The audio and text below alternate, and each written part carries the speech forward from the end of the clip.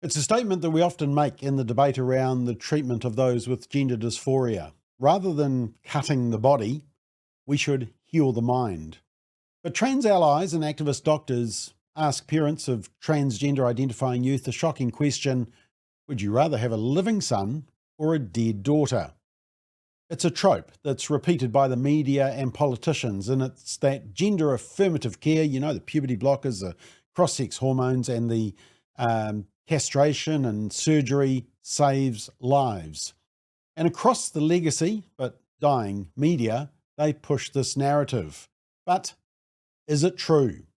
Well, yet another study has come out saying, no, it's not. Let's check it out.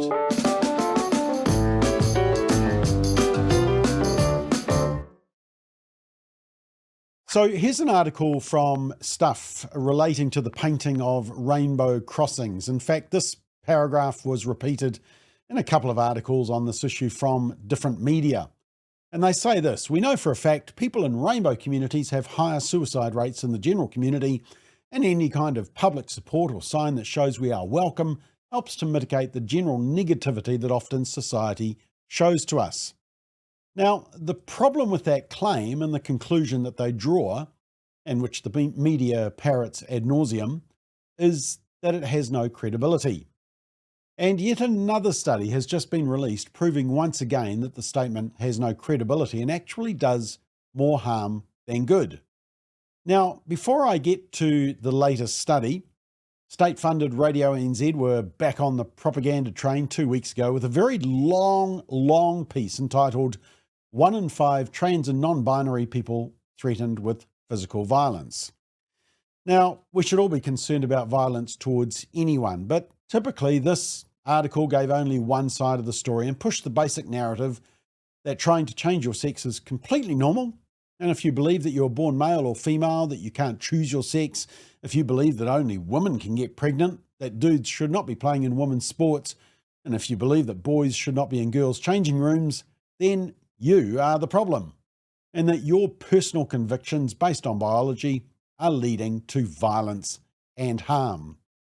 Let's check a bit of the article, and it says almost 1 in 5 trans and non-binary New Zealanders, trans and non-binary, were threatened. I mean, if you're non-binary, which are you transing to if you don't believe in binary? Anyway, were threatened with physical violence because of their gender identity in the past 4 years. Close to 1 in 10, 8% experienced deliberate physical violence.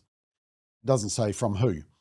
Alongside high levels of violence and discrimination faced by trans and non-binary people, the second Counting Ourselves survey reveals alarmingly high rates of psychological distress and suicidality, and persistent, significant healthcare inequities. Now, the article then shares a number of quotes saying that the people feel like there's been a significant increase in anti-trans sentiment in the past year, both here in Aotearoa and internationally, end quote. Now, the only problem with that narrative is that the survey wasn't done last year. It was done in 2022. It's just the report that was released now. Guess who the US president was then in 2022? Not Trump. Guess who the New Zealand Deputy Prime Minister was then? Not Winston Peters. Whoops. But let's come back to the alarmingly high rates of psychological distress and suicidality, because Radio New Zealand and Counting Ourselves are unable to connect some dots. But the whole story is based on this self-selected survey, the Counting Ourselves survey. I'm not sure you've heard of it, but it comes out of the University of Waikato's Trans Health Research Lab, the unit which is driven by activists and is very closely affiliated with the now discredited WPath, the group which has misled countries around the world with their transgender guidelines. But now they've been well and truly busted. The Cass review, which came out of the UK, completely destroyed any shred of credibility that WPath may have had. Now, as we reported with their previous surveys, the Counting Ourselves study is weak in a number of areas, including the fact that it's not a random sample. It's participants solicited by interest groups. In this study, this latest one, they say that they went not only to Facebook, but they went to Instagram too. They created YouTube videos, and they asked trans and non-binary community leaders and members to share an image of themselves and a quote explaining the importance of the survey to them and their community. Also, there's no control group. All the surveys are completed online and anonymous with a limited ability to verify the accuracy of responses. It's not representative of the ethnic breakdown in New Zealand, and there was a significant drop-off of responses as the questionnaire progressed. Only 70% of the participants actually got to the end of the survey. And of course, researchers have a conflict of interest. The researchers confused the wait-and-see approach or the cautious approach on changing genders as conversion therapy, which of course it isn't. And 56, this was something interesting about this survey, 56% of the 2,500 people who completed the survey were non-binary, not trans women or trans men, just non-binary. And amongst non-binary participants, those who just don't want to be male or female, more than 3/4 were biological females. So females not wanting to be females. But here's the real issue. This is important. 77%, almost 3/4 of participants, over 3/4, reported high or very high psychological distress compared to the general population, which has 12%. 77% versus 12% for the general population. In the previous 12 months, half of the participants had deliberately injured themselves. Over half had seriously considered suicide at least once. 1 in 10 had attempted suicide. The use of cannabis in the last year, 43%, almost 3 times that of the general population. The use of meth, hallucinogens, amphetamines, other non-prescription substances were at least 3 times that of the general population. Sorry, not meth, amphetamines. 16% had been prostitutes. And 64% of all trans men, so that's biological women wanting to be men, 64%, and 44% of non-binary biological women had an unmet need for chest reconstruction, chopping off the breasts. And half of the trans women, so that's biological men wanting to be women, had an unmet need for vaginoplasty, chopping off healthy penises in order to create a vagina. So, psychological distress, suicide, ideation, drug use, prostitution, wanting to cut and mutilate their own health bodies. It's not a pretty picture, is it? Now, here's what counting ourselves in the media will never tell you. There is a large correlation between people who have other mental health diagnoses and gender dysphoria. Causality is the claim, but it's never adequately addressed in the studies cited, that apparently it's the stigma that causes the problem. Yet the statistics of suicidal thoughts and actions are higher in the LGBT community. But we need to ask, is it the lack of affirmation and phobia, despite the wall-to-wall marketing campaign for the LGBT community by the cultural elite, media and politicians? It's off the charts, and if you don't buy in, you're cancelled.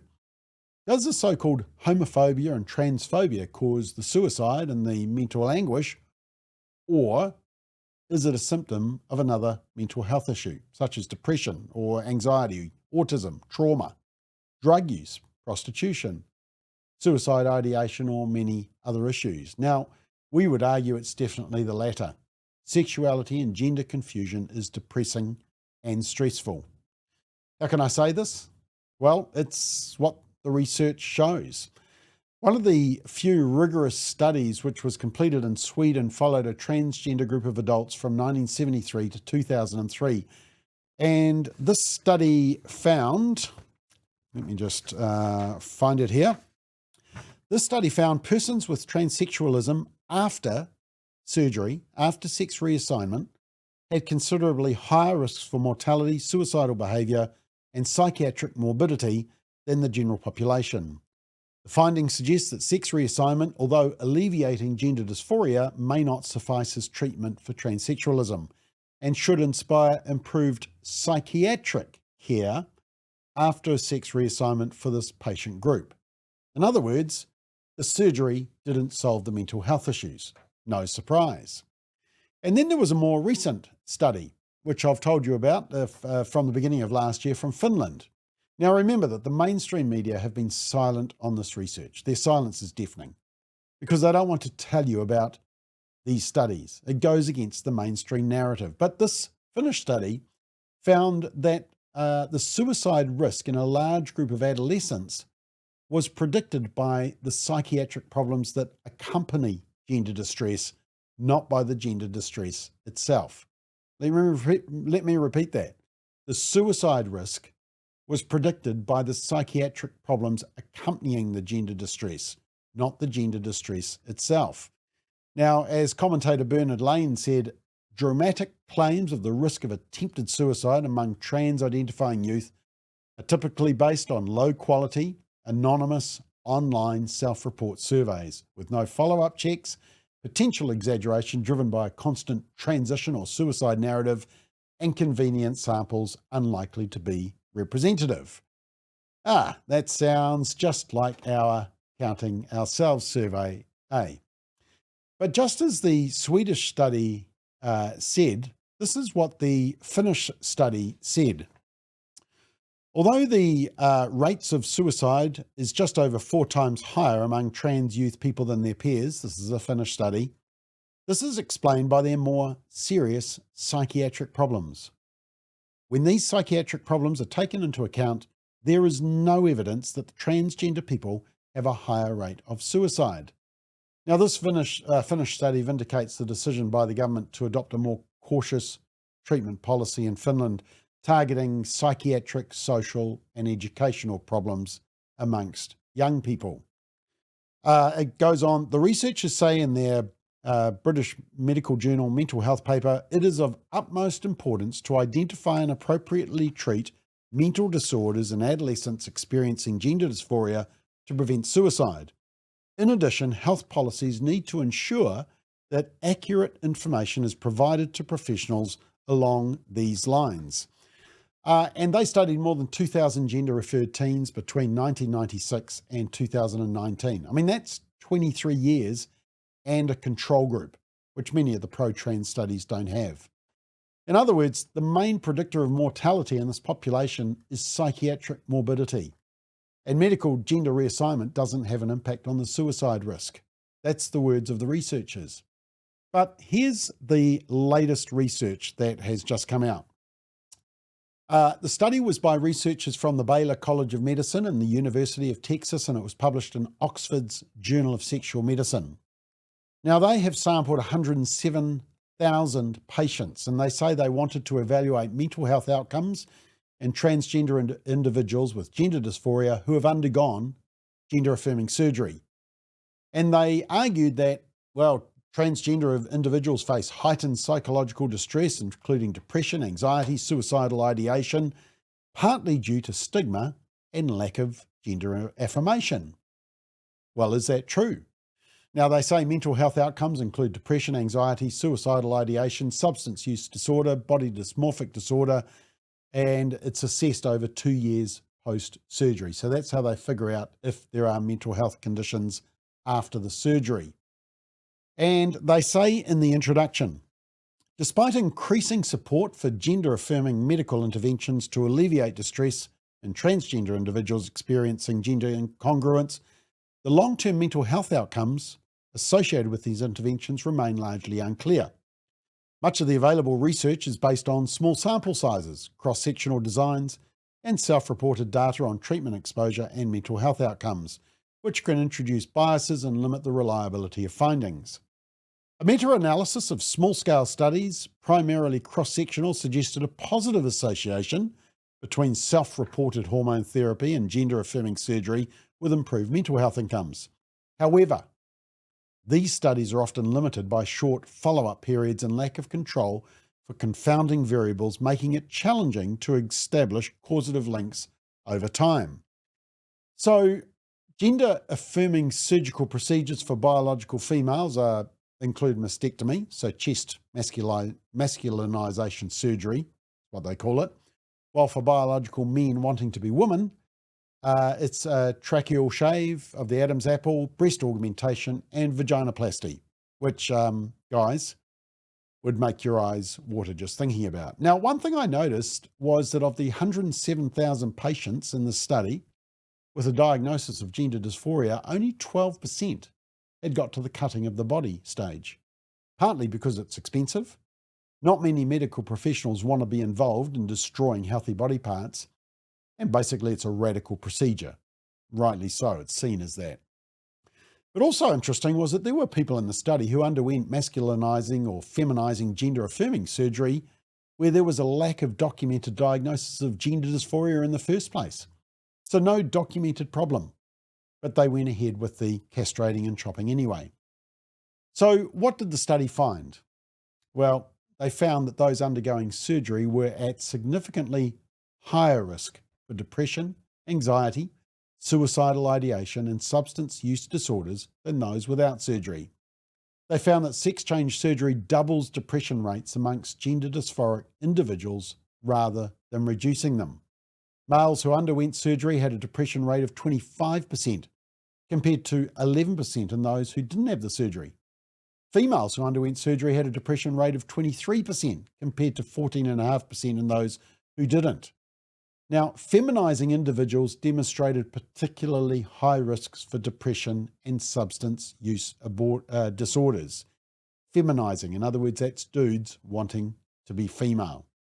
They conclude, quote, findings suggest the necessity for gender-sensitive mental health support following gender-affirming surgery to address post-surgical psychological risks. Perhaps the mental health support should come first.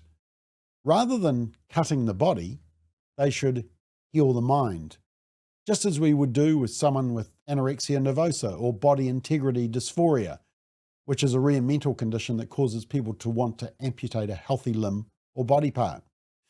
Now, in the Texas study, interestingly, despite the mental anguish, the researchers still say, quote, these individuals who had the surgery generally experience satisfaction with their body image and surgical outcomes, end quote. Well, yeah, just as someone with anorexia nervosa will starve their body physically, they're happy with the physical thinness, but mentally we would all agree they are not well. Now, this study has had some criticism, with critics saying that those with stronger gender dysphoria and more psychiatric issues, well, they're going to elect to undergo surgery. And they argue that people willing to get bottom surgery are more dysphoric, thus more depressed by their condition, hence the higher rate of depression in the second group.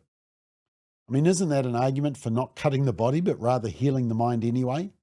But interestingly, the researchers tackled this, and they actually say in the study,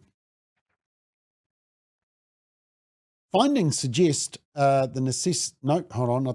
say, by excluding patients with documented pre-existing mental health diagnoses, this study sought to ensure that identified mental health outcomes likely represented new or emergent conditions after the surgery rather than pre-existing disorders. Now, you won't hear about this study, and I bet you probably didn't read about the Finnish one last year or hear about the earlier Swedish one. The legacy media don't want you to know about these studies. They destroy their narrative and the narrative of gender activists. Interestingly, Counting Ourselves in their conclusion call for this: make all types of gender-affirming healthcare more available through the New Zealand public health system. In other words, you and I as taxpayers should pay for it. Perhaps they should go back to the drawing board and read the credible research coming from overseas before making a bad situation for the people they want to support even worse. We should heal the mind, not cut the body. Oh, now, by the way, I almost forgot to tell you, I actually completed the survey back at the end of 2022. And it actually shows you just how weak the whole survey process is, how open to abuse it can be by activists who want to push a certain narrative, and why we should ignore anything coming out of Counting Ourselves in the University of Waikato's Trans Health Research Lab. But just to prove that, here we are. This is me just saying that, well, I didn't know what region I was in. I mean, if I can't figure out my gender, then how do I know what city I'm in? This was identifying groups that I was, or cultures that I was associated with. I mean, there's some there that I've never even heard of. I mean, what's that one at the top right there? I can't even say it. I was also asked if I had had any of these surgeries. I was very thankful to be able to say, no, I hadn't. And I did laugh at this question. It said, have you ever had sex with another person, however you choose to define sex? Okay. Anyway, I'm not sure if I passed the test, but I did the survey anyway. I'll check and see if my results are included in the actual formal survey. But that's why you shouldn't trust anything coming out of Counting Ourselves. They're not that smart.